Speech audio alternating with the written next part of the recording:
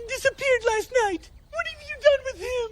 Funny. I thought you could tell me. In your dreams. Wee-oo! I like 'em feisty. You disgust me. Wee-oo!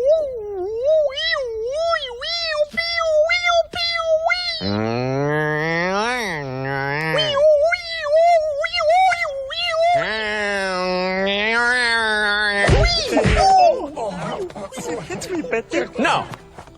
Go follow her. Then save her for me.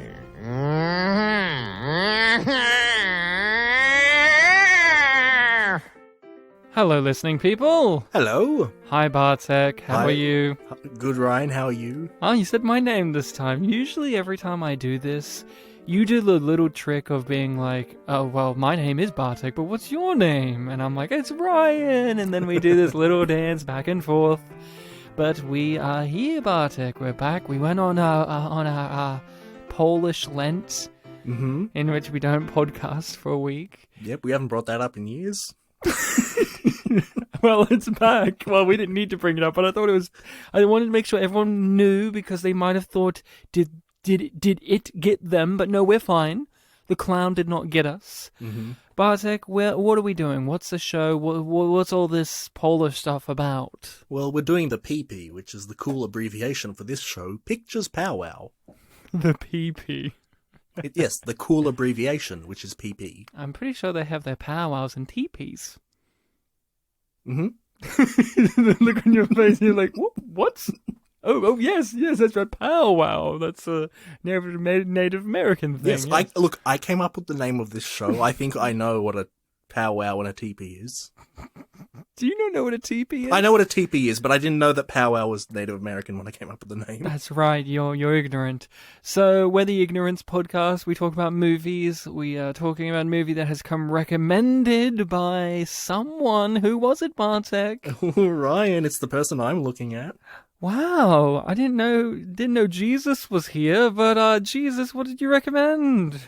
No, not just worshipping your daddy. No.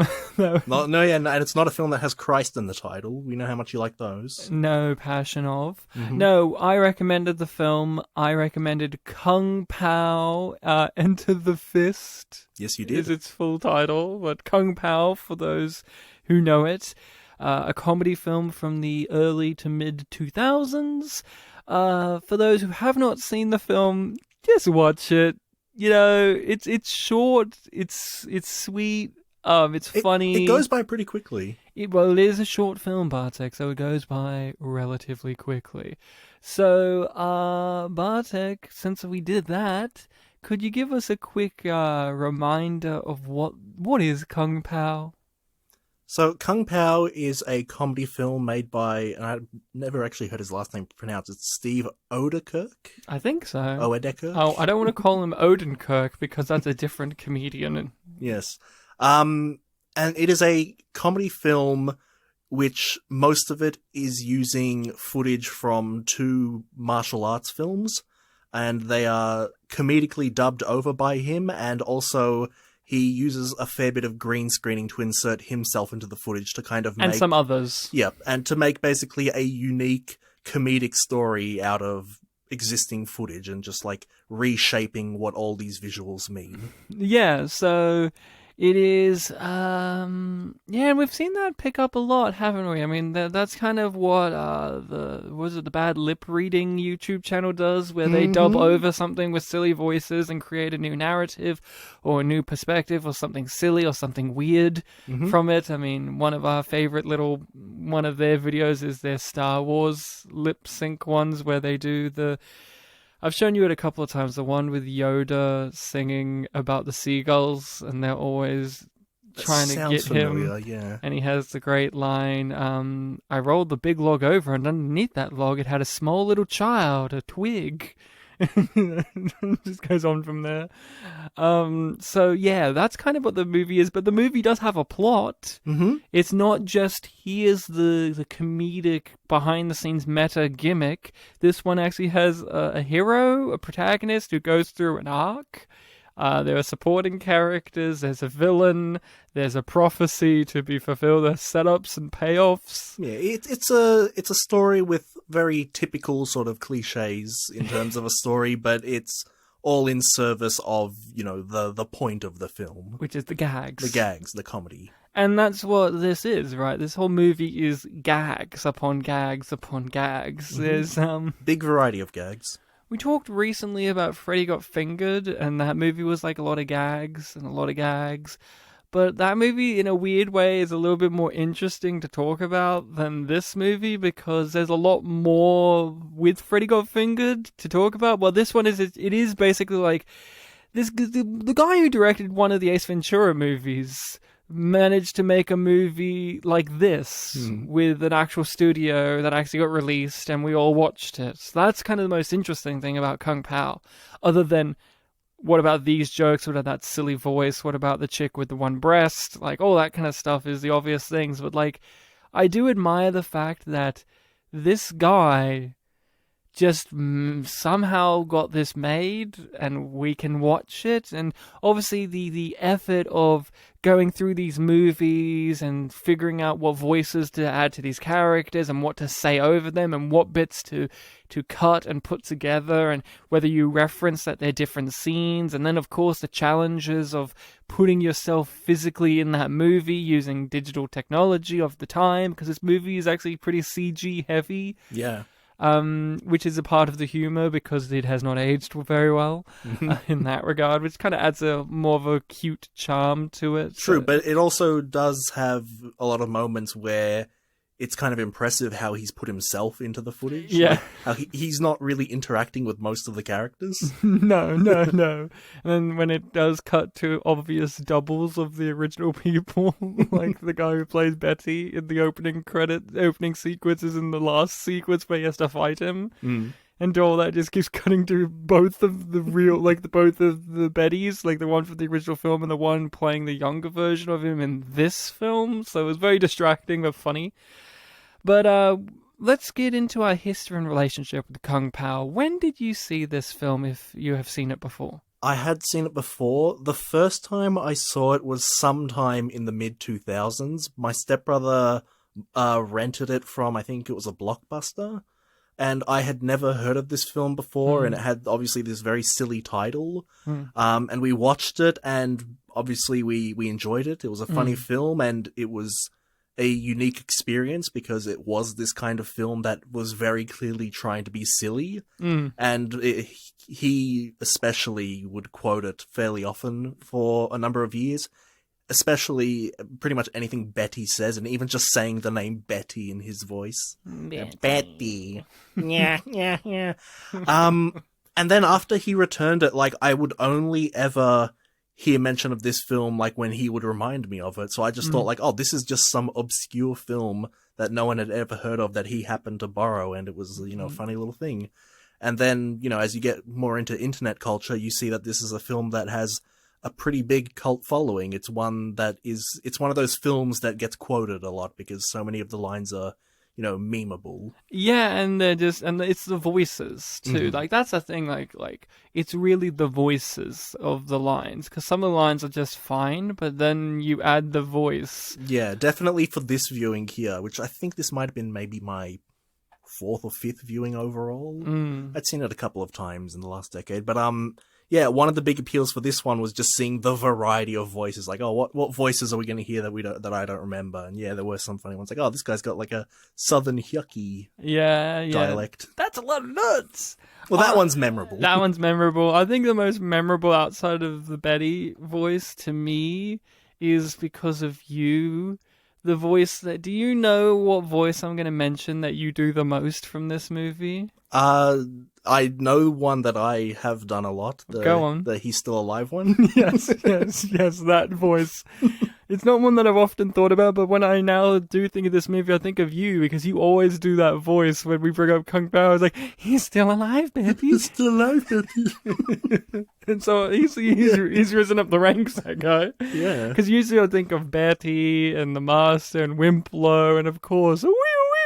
and all of that. But now I think of that guy. In terms of like one-time only one-line characters, yeah, that one just always tickled me. Another voice I really like is the wimpy, the mayor of the town that he's taken over, the guy whose toe he chops off and then foot and whatever, and his kind of wincing voice. Yes, indeed, everybody. So yeah, I saw this movie around the same time, a few years, maybe a year or two after it came out. I remember the advertising for it because I would get rental videos as well, and you'd get the trailers for them and would watch them in case there would be a movie that would be interested in seeing. Because remember that? Remember when you would actually sit down and watch the trailers, either because you couldn't skip them or because you're genuinely interested in movies that were coming out or were out? Yes. Because you didn't have the internet to do that for you easily, and you weren't old enough or wise enough or cared enough to actually search for movies on your own. You would just sit down and watch the trailers.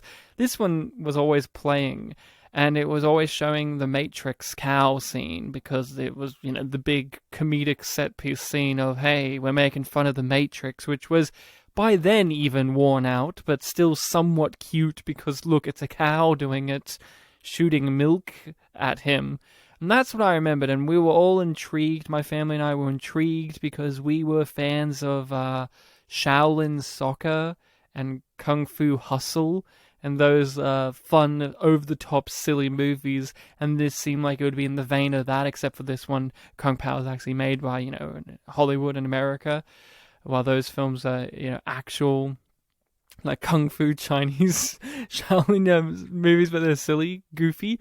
So eventually we got to watch it, and we owned it on DVD. Ooh. And it was a staple. We'd watch it all the time, watch it with friends, and we'll all be quoting it. And, it's a classic in that regard of, you can see why the internet has grabbed onto it.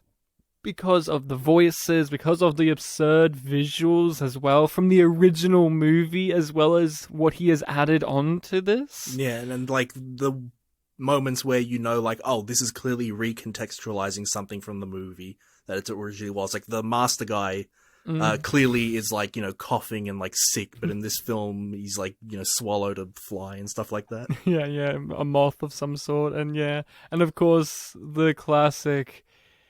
And then he told me it would be of great significance. And it would be of great significance. And then he killed the dog. And that whole scene, he's just cut it to shit for his version of the movie. But in the original, it meant something.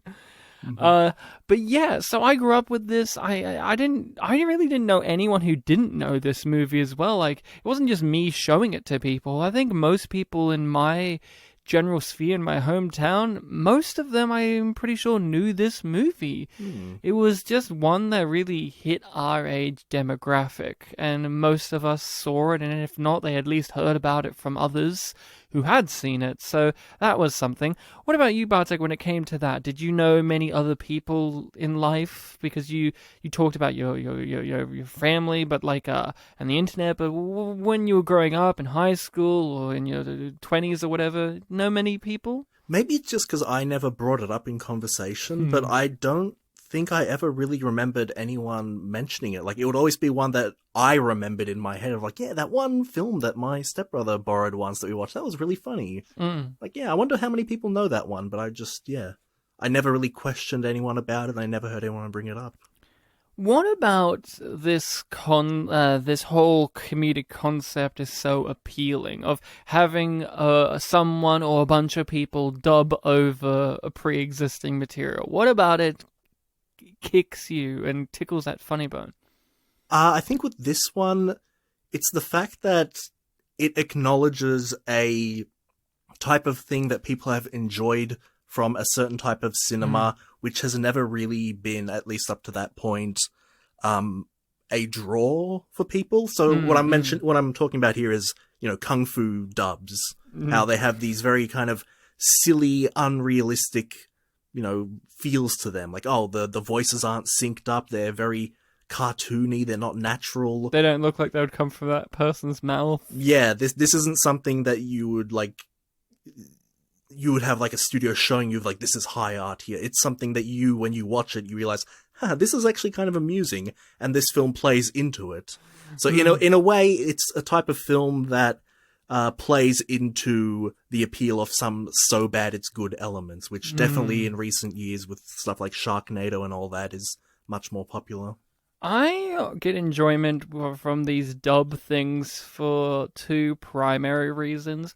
One being the second-hand enjoyment of the person themselves creating the dub for it. Like, I think about, like, how fun it would have been or how challenging, but I get amusement from thinking about that someone sat down and watched these without the sound on and figured out what they could say over the voices. Yeah, on a meta level, that amuses me when I watch them. That's one of the main things. And then the second thing is, especially if I don't know what the original material was, thinking about what the original material must have been. Because I get great amusement because this is not what it is, but it meant something to someone one time, and then someone else came in and made it stupid and silly and over the top, and that brings a smile on my face. The physical performance of Betty in this film is totally from a different type of film. Yeah, and I really enjoy that. Like, one of my favorite versions of these is in Australia decades back. These comedians did the dub over of this Australian crime show from like the 70s or early 80s called Bluey. That's what the show was called. It was called Bluey. And the cop in it was like this big, fat Australian guy with like a comb over hair and a big handlebar mustache. And he was smoking all the time. This is like a real show. And they dubbed him over and called him Detective Lieutenant Bargeass. And they would just make their own narrative from the absurdity of what that show already was. You've told me about this before, actually. Yeah. And Bargeass was already looking as an absurd crime show from the 70s, but like a stock standard one. But they just cranked it up by just like, come on, look at this. And that always brought me amusement. And this definitely does. I do get a kick out of this. I also have to say, we have to talk about it. You were talking about these dubs, a part of the anti-dub culture or non-appreciation for dubs also comes from how we do them for Japan, and that obviously goes into animes. And one of the best versions of these is ghost stories. Yeah, which I think you've seen. I have seen. Yeah, I haven't. I still need to see it. In which a bunch of people just dubbed over some piece of shit anime and just let them go hog wild and improvise some of them and write some silly things and whatever. But they only had like a few mandates, like make sure it's still the ghost that we wrote. Like, don't change that because that's an actual like cultural aspect that we care about. But the rest of it, you can do whatever you want. So that one's like really over the top and sexual and absurd. Yeah. And I like the varying degrees that you can go. Kung Pao does a very good job of just being light and fluffy and innocent and goofy. It doesn't feel like, to me, necessarily if you were the person who created the original material, would be highly offended. You might be offended, but kind of amused. While with ghost stories, it is very much like the original is a piece of shit and we're just going to be vulgar about it. Like signing your application for Special Olympics, calling you retard. Kung Pao is not a film where a guy is thinking, the word fuck is funny. No, he's very much like, wouldn't it be funny if this guy's name was Betty? Yeah. And I put a CGI name tag on the guy for several scenes that says Betty. And I like that. I really do appreciate the, also with these dubs, too, is the level of absurdity, because they're having to sometimes, not Kung Pao in particular, but they're trying to match the lip movements, so you get these nonsensical statements made, but they're portraying it with absolute sincerity, which makes it even funnier when they say weird things, because they're saying it like this is what would have been said, but it isn't. It's something truly absurd. And Kung Pao hits that sometimes, but most of the time he doesn't even try to dub it properly, because that again ties into those bad dubs of these old kung fu movies where it doesn't even hit even closely. Yeah. Wherever this film is set, there is no standard accent. No, and the time period is all over the place. I think one of the first implications of that is Is it when Betty grabs out a lighter and starts lighting his torch to throw it at the house at the very beginning? Oh, yes, that's I think that's right. one of the very early ones, and he even says, lighter. Because that's the kind of character he is. That's earlier than the one I was thinking of. I was thinking of when Chosen One's like, I walked, but I also sometimes drove. Oh, then the narrator. Oh, the narrator, that's the right, narrator says, and he would walk, and sometimes even drive. And he's driving with his dog, who then sometimes appears within shots and disappears in the next, because they just don't give a shit. So, of course, we love the movie, but what are some things that don't work about this movie? Do you have any negative things to say about this? I do have a few. This is a film where when I think back on it, I think of obviously the things that really make me laugh, which is a lot of like the dialogue and like the interactions. But this film also does have a lot of scenes that are comedic scenes. Every scene in this film's comedic. But comedic scenes where the point of the scenes is more like action oriented. Like there are just some times where, you know, this is amusing, but I'm kind of waiting to get to the parts that I like. Like from the beginning of this film up until like what's his name, Master Tang? Yeah. Up until like we meet Master Tang, the film's mostly doing like, you know, kind of visual gags and things like that. Once you start having the main character interact with other people, that's really where I feel like the film's really started for me. Yeah, that's fair. And then after that, like you get that interlude with the cow, and it's like going back to that sort of type of comedy, and then it goes back to the stuff I like. My main criticism is the film has this weird level of timelessness, but also very dated, not just because of the visuals of the CGI dates it, but there is some very, like, this is a very early 2000s type joke. But also, there's just such a goofy quality that it feels like it's timeless. But then you'll have the cow scene, which is honestly my least favorite scene in the movie, because the CG doesn't look great, but also it is just one of those bits where it's like, oh, and now we're just doing a reference.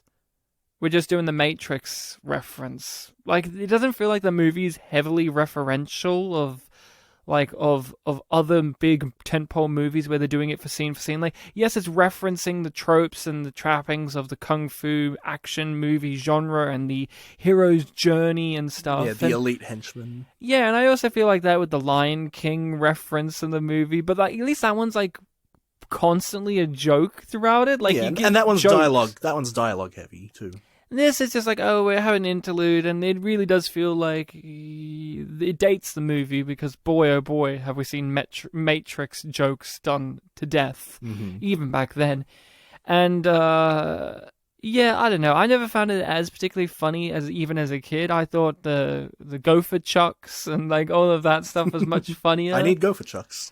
And you get the noises of them. Yeah. And then you get the close-up shot of it. It's like, and you hear the wind rushing as he's throwing it around in the air. Yeah, that stuff was always funnier to me than that set piece there, which, again, it really feels like maybe, oh, we got to get people in, we got to do that in the trailer, but then it's actually in the movie, and it's a big set piece, and it's even in the trailer for the next movie, you know, like, hey, you're all your friends. I like the fact that you can say this film has a kung fu fight with a cow, but yeah, it's, in the first place, not really that great of a scene, and also it's introduced as establishing this is on the way to getting back to Master Betty. This is in the way of us getting more Betty. Yes, this is, and Betty in that scene is particularly great, where he's swinging his chain. You can just tell that in the whatever film that it's from, he was not swinging for that long on top of that waterfall. One of my favorite recurring jokes is how he will constantly keep reusing the same shot in the same scene over and over again. Early on, you can tell this with, was it Master Tang, where he's just like moving his hand to and fro. It has the same sound effect. Yeah. That one was really good, of course. That one's great. And then I think the most obvious version of this is Chosen One! I'm coming! Chosen One! I'm coming! Yeah, there's like 4 cuts to the Chosen One, and there's clearly only like 2 shots of her, and it's the same vocal thing as well. Like sometimes he's closer, sometimes he's further. Yeah, and it's always the same audio. I'm coming! It's never a different take. I'm coming. It is like a real life on purpose version of Samurai Cop, when Samurai Cop you had the same voice going, "Hey, wait a minute," but that was like because it was cheap and shit. Well, this is because it's a joke and it's funny. Yeah, but it's also, like I said earlier, like kind of playing into cheap and shit appeal. Oh yeah. What was some elements of the movie like that you really enjoyed? Like some technical elements that they really played around with that got a chuckle out of you? Yeah, just I guess thinking about like the fact that this guy is putting himself into these scenes, but he's clearly not there. Like, I walked into this film before starting it like, oh yeah, this film does have a few actors, like there's the main guy, there's the guy with the boombox, there's the main girl, but then I watched the film like, oh no, the main girl is stock footage. But then I think there's a fake main girl when he does the scene where he's running around looking at their dead bodies. I don't know if it's the same chick in that scene or not. I think there's a double in that one. Well, there's definitely doubles at times. Like, anytime you don't see their heads, that's an obvious one of like, oh. Sometimes I don't even care. Sometimes they're just like, look, this looks like Master Betty, right? This looks like this. This is fair enough. Yeah. Like, yeah, yeah, it is impressive how he manages to do it. Also, whenever there's just an acknowledgement of a lack of continuity, but the fact that it's acknowledged is like, okay. So the two examples I'm thinking of is Master Tang is suddenly in bed in the middle of this scene, and then, of course, your clothes are red, your clothes are black. Yeah, that is a classic scene. One of my favorite visual jokes in the movie is actually in that first act of it that you didn't care for as much before he gets to the real dub section of the movie, which is when the camera would do the crash, like the smash cut zoom in, and you would have that sound effect come in, and I really like that. One of my favorite little gags in that whole section is one of my favorite gags in the movie is once the Chosen One has dispatched that whole army or group of guys and that one chick in the bikini who falls over in slow motion, because of course she does, is when he's left with the head guy of that gang, and he grabs out the little pyramid thing, and it's like again, intense, and you have the music, and then he throws it, and it's like the most pathetic puff of smoke, and then the guy just, like, his whole body slumps, and you hear him go, ah. I don't know, it just really gets me. That always gets a laugh out of me. When that happened, I'm like, oh yeah, didn't Ryan really love this? I love it, because you have the whole build-up to it. Like, the whole scene is, like, already, like, tensions are high, the stakes are high, and it's stupid. But then you have that, and you're like, The fact that he's masked, but you're just imagining what he looks like underneath that mask. Like, just, oh god. And the whole body just falls. Oh god, disappointed. But yeah, I don't know. I think Kung Pao's one of the... Would you say that this is something that would still hold up today to watch for newcomers, for people like us? It's obvious, yeah, because we've seen it, but what do you think? If you're going in blind, I think it'll still work well. If you're going in knowing about, like, its cult status and things like that, chances are you'd know more about, like, the high moments. Like I just said earlier, there were a bunch of moments that I didn't remember, which, they weren't as dialogue heavy. Maybe you'd be walking in with falser expectations. Like, I remember, I think the last time I saw this film before doing it for the show today was I was showing it to a friend of mine who really likes silly comedies. And I showed it to him thinking, yeah, you'll like this, it's Kung Pao. And the only thing that really made him laugh was the, you go that way, I'll go home line. Everything else, like, he just wasn't into the film. Not the tiny nets. Yeah, that's the only thing that he walked away from really liking. So it was just this weird thing of, like, I guess this film isn't, like, universally appealing. Well, with like a 6 point something on IMDb, that's obvious. But, like, in the modern age, too, do you think that this is less impressive? Especially when we have people like this who can do this on the internet now? True. Where they can green screen themselves into movies and deep fake and do this dubbing thing as well. Like, maybe we have an appreciation for it because it was rare to see something like this back in 2007 when we were watching it in high school or whatever. But nowadays, you can just look up some YouTube channel and they'll be doing this just as impressively, probably, right? So does that take away from the specialness of this movie, or does it just kind of add some more credibility to the fact that it was doing it earlier? I don't know how many channels are doing things like this, really, and stuff like inserting themselves into the film. Like, I think this film did it in a really impressive way. Like, I feel like it would be harder to do for someone who just has a YouTube channel. This feels like a real studio effort kind of thing.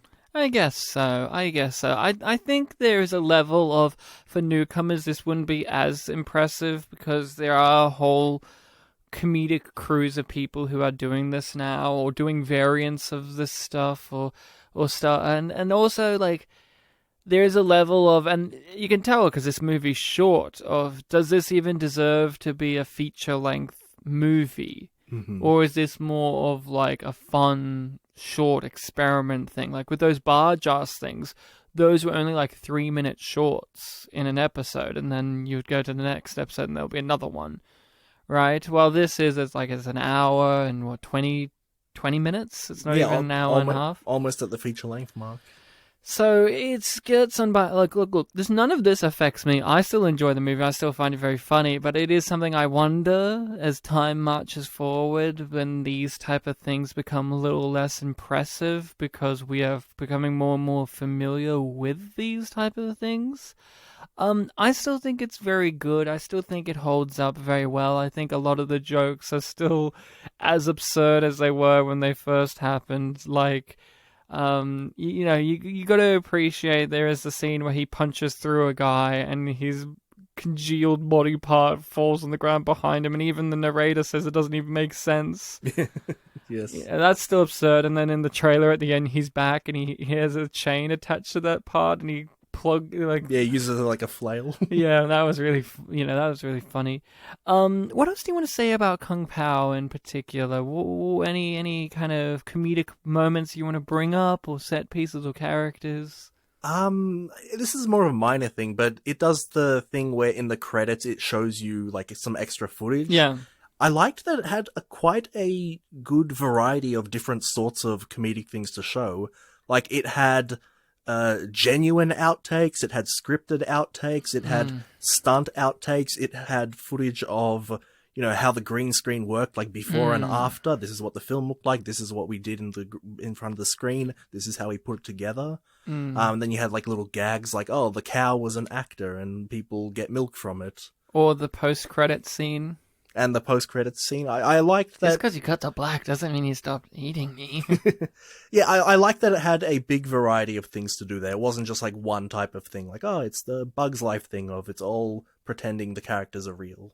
I appreciate, too, that the film, even though this is a movie where a guy has got some pre-existing material and is dubbing over them, the film making itself, and the editing and the music in particular, gives this film its own individuality and character outside of just its humor.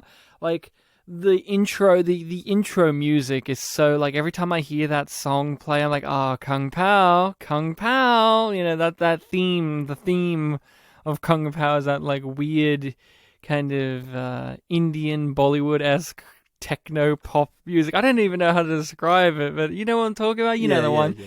And I've heard it in other things. I'm like, Kung Pao! So it has that fun, unique personality outside of just the goofy voices. Like the way he will cut the scenes together, the choice of music, the outro of the movie, like with the credit sequence where he's showing you some real stuff, some fake stuff, giving you little post-credit stuff. Like, shit like that is really good. Yeah. I think one of them was even like the formulation of a gag from the film when he reacted to the "that's a lot of nuts" scene. He's like, oh, that was really loud. Yeah. And in the film, it was really loud. So it's like, did he make the decision right there on camera? That's a lot of nuts. Yeah, that's one of my favorite gags, is the payoff to "that's a lot of nuts," which is why he had to get the nuts, which is to get a squirrel so that it could be palmed, and then when he grabs the squirrel out, it's squished with his handprint, and he puts the nuts on the handprint on his back so he can't even grab him, and then it like scutters away. Yeah, as memorable as that scene was, I forgot that it was the ultimate Chekhov's gun. Yeah, I mean, it's late into the movie too. Yeah. He just left with nuts! I like how he called him baby in his middle line. Yeah. We got to talk about our favorite character, Wimplo, the best character ever put to a film. In which, in the original film, he was like some character, like a real character, but in this, the whole joke is he's a loser who thinks that, who's been trained wrong. He's been trained to think that losing a fight is winning. Mm-hmm. So every line he has is a reference to that mentality when he gets trained with. When he gets punched in the face, when he gets punched in the groin, when he bleeds, that means he's winning. Yeah. If you got an ass, I'll kick it. You've got an ass, I'll kick it. And his voice is, and he's got these squeaky shoes, so you always know when he's coming. Yeah. Because you always hear them. And his final scene where he dies and the squeaky shoes happen, it's still very funny. I particularly like with Wimplo, one of my favorite moments is, and this is again to the absurdity of the dubbing, is for this one, he just, the guy dubbed over the action he was doing, so Wimplo's hand raises and his finger points, and he says, "My finger points!" And it's just, it's really funny, because it's like, why did he need to say that? And the meta reason, because, well, that's what he's doing, I'll make sure to point that out. So he's pointing it out, "My finger points!" A lot of the best gags in this film are just when the dialogue just mentions what is happening. Like, I'm swinging a bit less and swinging a bit more. Oh, we'll get to the ventriloquists. Mm-hmm. That's one of the great gags. But with Wimplo, one of the great gags that we often talk about is the end of him, where he gets brutally murdered, and you have the whole sequence where the chosen one is running to the master, and then to the girl, and then to his dog, and they're all like doing their death rattles and die, and then they're like, "Hey, where did you go?" And then he runs to them, and they're still alive. It's this long scene where he has to see them in order. They do their final death scene, then they do the scene of them, "Oh, they're still alive." And then they're like chastising him for why he ran away. It was just because I went, and they play the exact same footage again. I forgot about that gag until I saw it. I'm like, oh, that's great. One of my favorite gags was with that scene is the dog is smiling and happy while he's playing dead, and then he's just like, "Don't worry, girl, everything will be okay." And then it zooms in on the eye closing and the and then he goes, no, it won't," and he runs away. And then the payoff to all that is he's like, "Oh, everyone's still alive, then surely Wimplo," and he runs over and you just hear the flies on his corpse. And the look he's already rotted. He's like, oh, right. And then they walk away and we never hear about Wimplo ever again. Well, and as we learn later on, the master was just left there.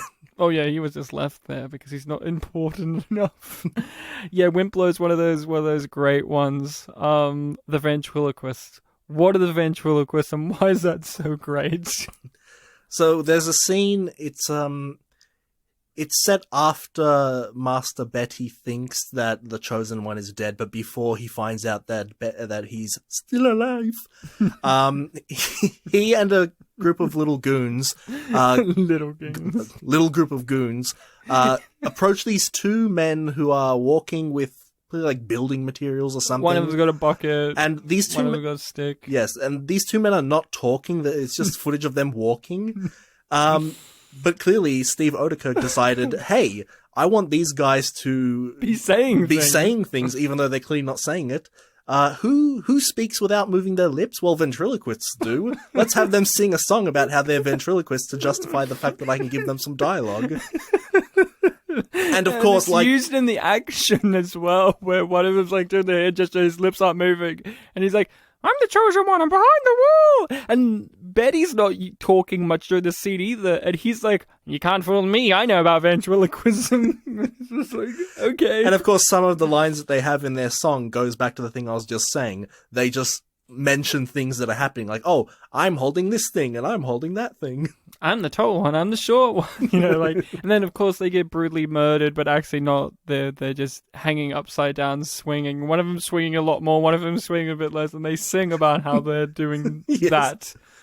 Yeah. And it's one of my favorite gags, and it's one of the ones I think I bring up the most Yes, whenever we yes. talk about it. I'm like, we are both ventriloquists. Like, I remember the initial song, and I remember, like, the gag, but I forgot, like, everything else about it. Like, they have a fight scene, they have a reprise of the song.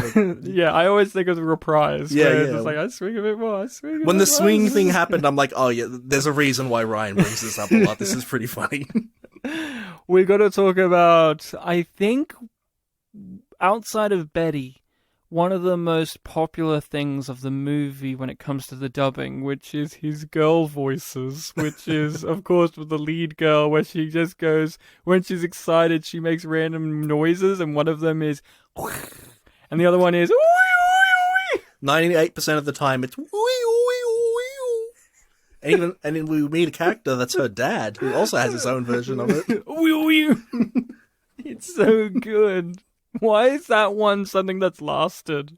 I don't know. I think it's just because it is as absurd as it needs to be, because it's the classic thing of, he's not only... And this may be a sensitive topic for some people too. Mm. You got this white guy doing Asian accents a lot of the movie. That may be offensive to people. I don't know. I think the tone of it's still funny enough. One of the Asians is clearly like Southern. Yeah, well, yeah, that. But, you know, he does a lot of the typical, stereotypical Asian accented noises, like, you know, that. Mm-hmm. The Fu Manchu type thing. And then with her, it's the same thing, but it's driven to insanity, where she's now just going over and over again. And it's also, I think it works because just seeing what that actress in that real movie looks like and seeing her make those noises, for some reason I believe it. Whenever you see her face, she's clearly giving a sort of solemn performance. Like, she's never overly, like, happy with, like, a wide face. With her curls on her face. And even when she's upset, you know, she's not, like, weeping, but, you know, the voice that he gives her and the actions he's implying by the voice, she's, like, bursting down into tears. Chosen one! She's just one of those great... because it's also, like, what? One of the only female voices he does in the movie? I think it's, like... The mum at the beginning, I think he does a little bit. The lady that rolls him down the hill. Yeah, she's like the only... Oh, that's another great voice, too. But so cute. Bye-bye. That was always the thing that I remembered after my first viewing, just like that moment. But yeah, after that scene, after that intro, and in fact, after the credits, like, that's the only female character we get, really. And she sounds like... And she's crazy, too. It's the man doing a falsetto voice. And it's always very fun. It can be always very fun, at least. And in this, I find it particularly fun. We got to talk about Betty. Betty, he's still alive, Betty. He's still alive. Where do you even start with this? This is the ultimate teardown of what was originally a sinister villain, right? Yes, a sinister villain whose name was Master Pain, until he arbitrarily decided that he wants to be called Betty. And then for the rest of the film... There's no mention of Master Pain at all. It is just Betty. I do like that that someone misgenders the name or calls him Pain, and then the Chosen One's like, oh, he goes by Betty now. And they're like, really, Betty? He's like, yes, that's what he goes by. Okay, Betty it is. And they like have a whole conversation about it. Yeah. What do you think the original Master Pain Betty was in that movie? Because I don't know. Like, he has these, like, metal, like, triangular, like, pyramid things, and in the original one they do have to rip them out of him to kill him, like that bit at the end where he's like, the blood is spewing out. That's from the actual movie. That's not from this movie. When you asked me that question, I was just thinking of everything except that element, but now that you bring it up, it's like, yeah. Like, what was he? And like, obviously he's not working for aliens, which is what this movie does, where it's like French aliens. Those are attached to the aliens that are in pyramids that spin around in the background of scenes sometimes to let you know that it's building up to a payoff. Yes, which were foreshadowed. In fact, the person that foreshadowed it brought up the fact that they foreshadowed it. Exactly. But what do you think when you see that? Because they make a big deal about it in this movie, but you know that with the shots, they made a big deal of it in the original movie. But I don't know what the original Master Betty was supposed to be in that real movie, other than bad guy McBad guy with gimmick. But like, I wonder. When was the first time we saw the metal things on him? I'm pretty sure you see them. Well, that's a great question. Is it like when he's getting attacked by the four guys? Do we see it there?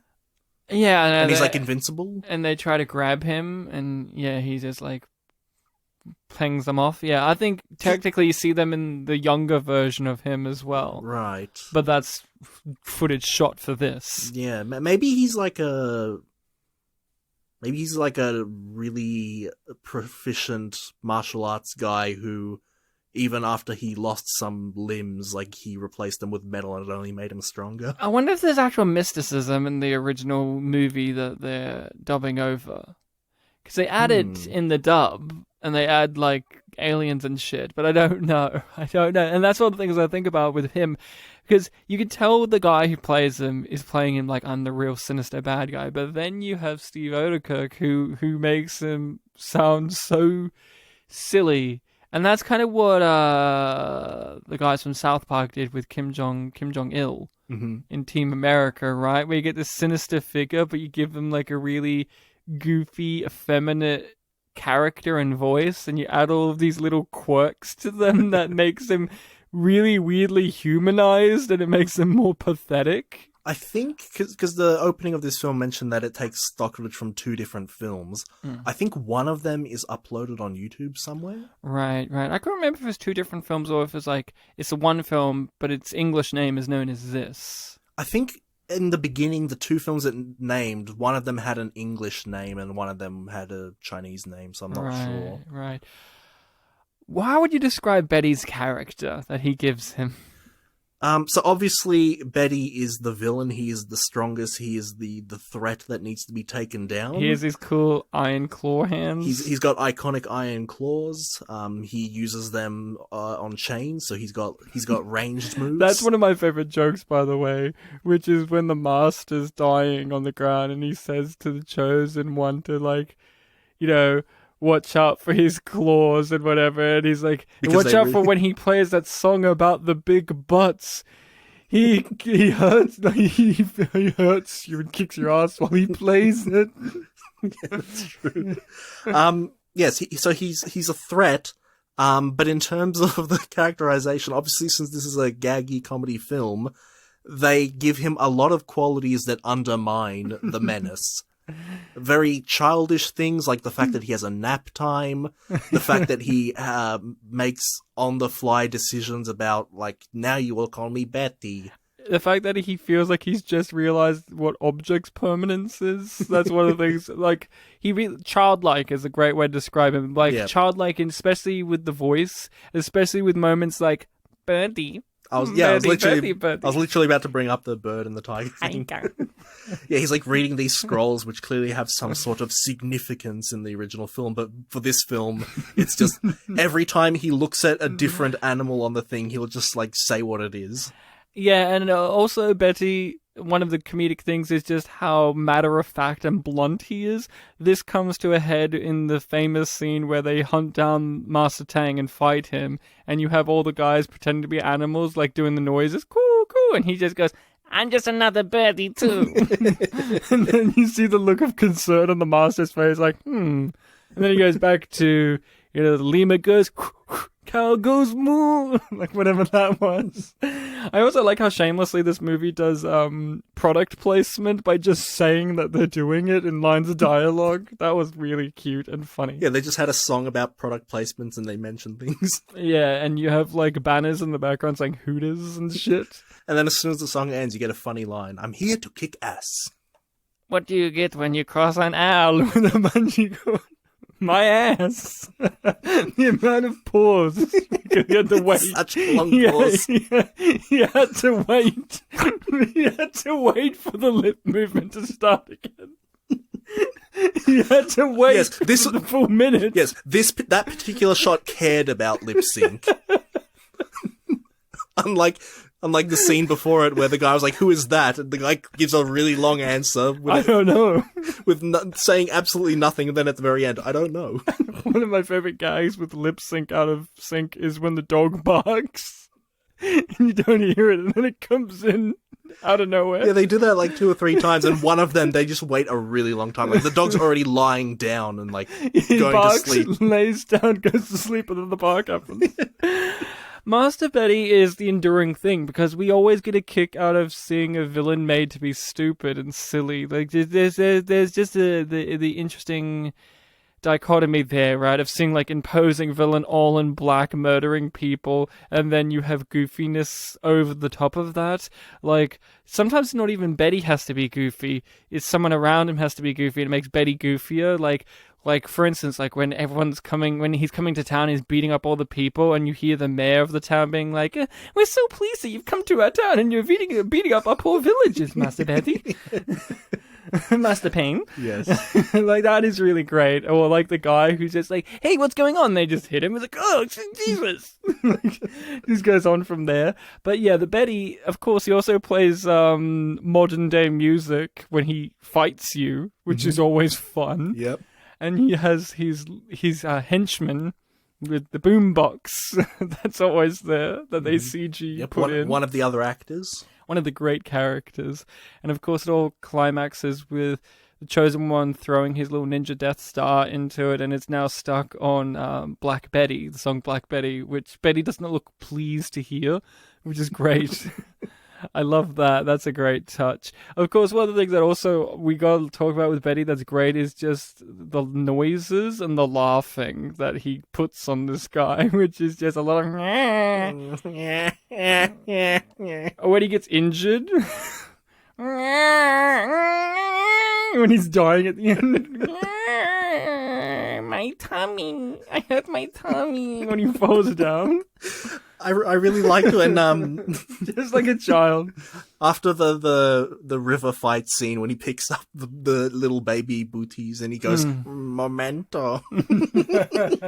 That is a good one. I do appreciate there's a great moment of playing with the film where he's hunting down the master in the whatever the fields, and then when he finds him, he throws his iron claw hand at him, and the film pauses, and the master's just like, all right, so there were 2 options that were ahead of me with this one. I could have swung, I could have dived to the left, done a swing kick, and kicked him on the ground and then live, or take the claw to the face, roll over it, and die. Should have gone with the first one and just plays out, and he gets hit in the face and dies. It's and that Steve Odenkirk and crew were watching that original movie, and they were thinking, why didn't he just roll to the left and kick him and not die? And then they were like, what happens if we put that in the movie? Where we comment on that. That would be great. I think for this film, more so than it's a film you watch when you just want to laugh, it's a film that I watch when I just want to smile.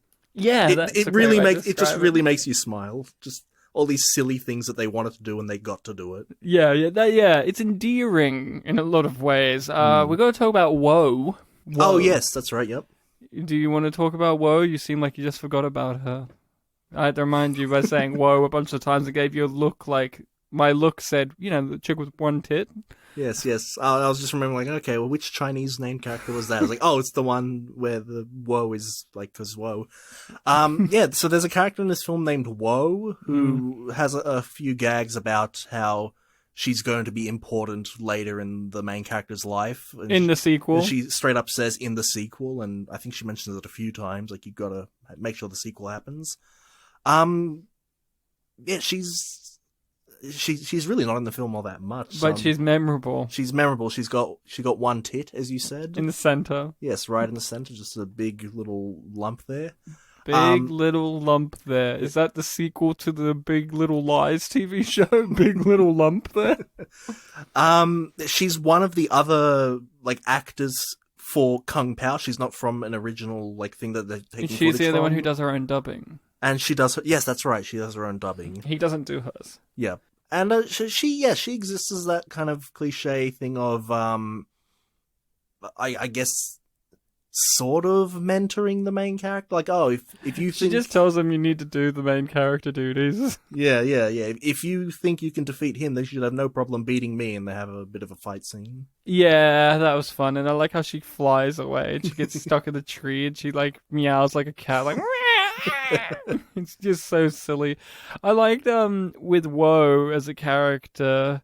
It is just that moment where you're like, and you thought it couldn't get sillier, but then it got sillier. Because that was like, he had just been knocked out after asking these guys to beat him up.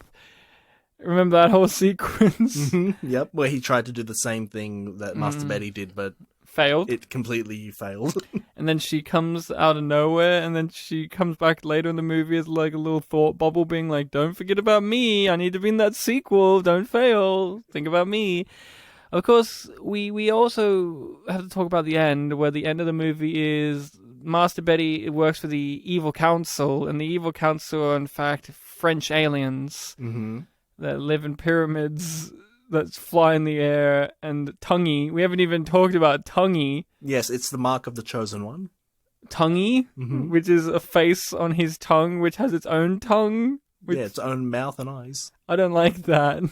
And nor does the Master in the credits. Yes, so in one of the serious outtakes, the Master with his dubbed voice, after every single take, is like, I just can't take this tonguey. At least stop with the winking. Stop with the winking. And then the shot happens again and he winks still. And he's like, ah. Yeah, tonguey is one of the greatest gags ever. Where it doesn't happen too much, but it happens enough. And the fact that he has to feed Tonguey is also not I don't like that. But yeah, that part was like where does the food go? In the tongue. Yeah, into the big part that's on the bottom of the mouth. That's where it digests. Yeah, Tonguey is one of those things where you know this is something he likes to do, right? Because he has a whole series of thumb videos or shorts where Steve Odenkirk reenacts movies, but using his thumb. Oh, okay. And he puts the eyes and mouth on his thumb. So you have Star Wars, but thumbs. It's a thing, I guess. Yeah, it's something to do. So he put that in this movie with Tonguey, where he's like, instead of my toe, it's a tonguey, which is great. I love Tonguey so much. Aye, aye! That's all he says. Aye, aye! For no reason. Is there anything else you want to say about Kung Pao? It's a cinematic classic. I think after a certain point, we were just gushing about things we like about the film. It's one of those. Yeah, it really is. There's very little to complain about, very little. Like, I wish there was more interesting behind-the-scenes information. It is just very much like this guy worked in Hollywood for a little while, made a couple films here and there, and then they just let him make his own thing. It's not as, like, bizarre or weird as, like, Freddy Got Fingered, where they just handed all of this money to, like, one of the most shocking, weirdo, bizarre comedians you could. Yeah.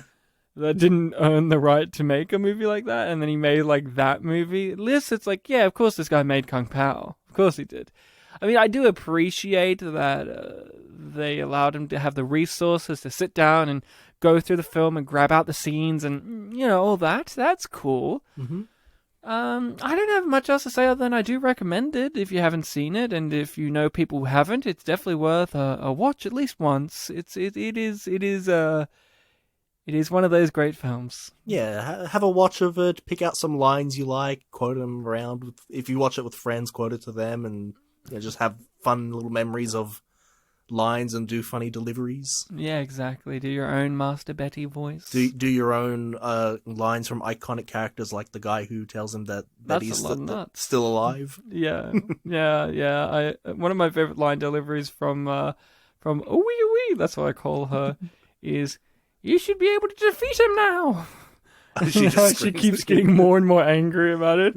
I said you should be able to defeat him now. Yeah, and just like for funny little moments that just come out of nowhere, they're things that you don't expect. Like, oh, what accent's this next guy gonna have? Like after the Wimp Low fight, a guy comes in with this like really like yucky like southern voice, and it just made me laugh because I wasn't expecting it. Or the random weird inserts like her shyness will pass, and then it cuts to an insert shot of a woman flashing her breasts and her bra, and then it cuts back to the original footage, and then he's like, and there you go. She keeps doing that in the movie. Yes. That's one of the weird gags. But she doesn't want you to think that she's a slut. Yeah, she doesn't want that. Recommendation, definitely.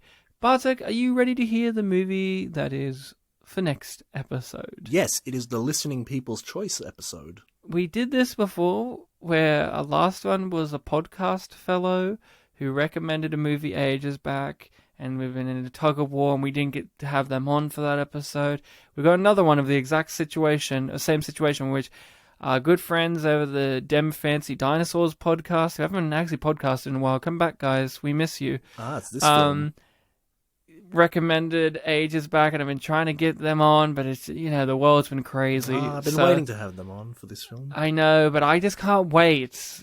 Fair enough. I can't, guys. It's been 2 years. I need to see this film eventually. Super Mario Bros. Or Bros. The movie. Bartek's been playing some Mario Brothers recently, so you can actually attest to how accurate this film is to Mario Brothers.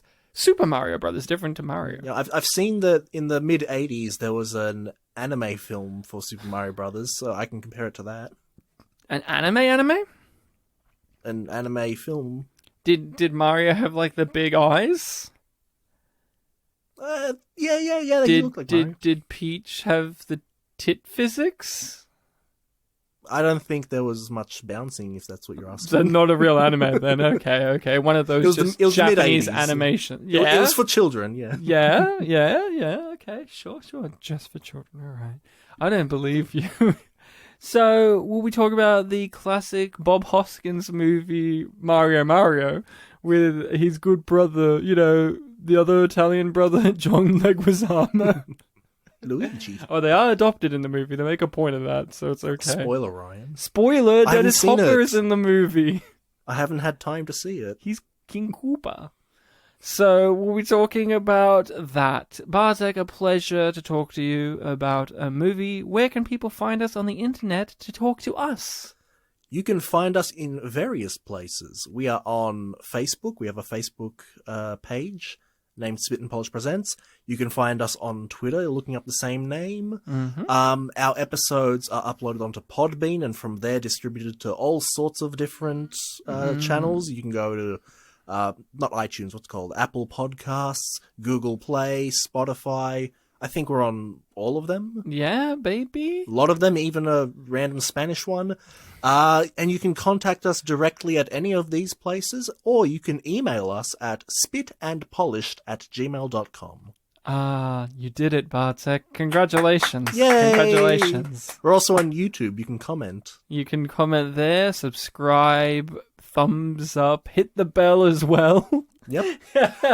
And if you time travel, rate us 5 stars. Yeah, rate us 5 stars. Well, that's it, Bartek. I think we need to end the episode. What Kung Pao quote do you want to end the episode on? All the ones I really, really like, I've already quoted this episode. It's hard, isn't it? Yeah. There's just too many to get in. Didn't I end the last episode with the "I'll go home" line? Yeah, you did, but we Yeah. can't do that again. I know, we you can't. shot yourself. You should have waited for this I episode, know, but now you shot I yourself. feel like I've done that a few times. Would you like some sausage, Daddy? No, that was for last week. Yeah, that's where you ended. You ended last week's with a quote from this week's movie. We end this week with the quotes from last week's movie because I don't know any from Mario to end this week's episode. I know, Bob-omb. A monkey. Oh, that's right, yeah. We know some of the dentist's lines.